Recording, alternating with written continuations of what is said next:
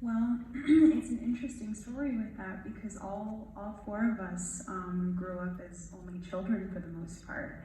So understanding the dynamic of the sisters was a process for us. You know, we watched other sisters in the OCH community because they have a very particular birth order and kind of like personalities that emerge with the birth order.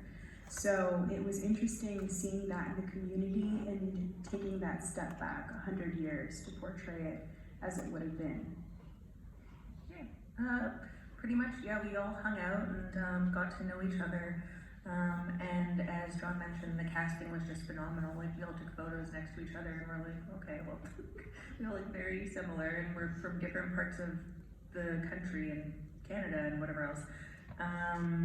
But yeah, we just started to hang out and realize there was like a really fluid dynamic between, I think, the four of us, and it was just really, it felt like home already when I was like with these women, and it just felt natural, and I think that conveyed in the film, just because there was such a fluidity and such a natural love, like, for everybody that we worked with and alongside. So I think that was a big part of it.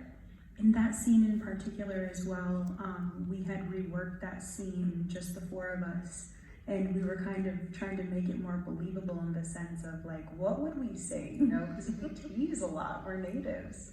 And implementing that in was such a beautiful thing because you got to see the dynamic of the sisters, but you've also got to see a little of our humor and how we like poke and prod each other, especially the older sisters, you know, in the sense of how the birth order went. But it really helped understanding, like, you know, each other. We spent an extensive amount of time before we even started filming with each other.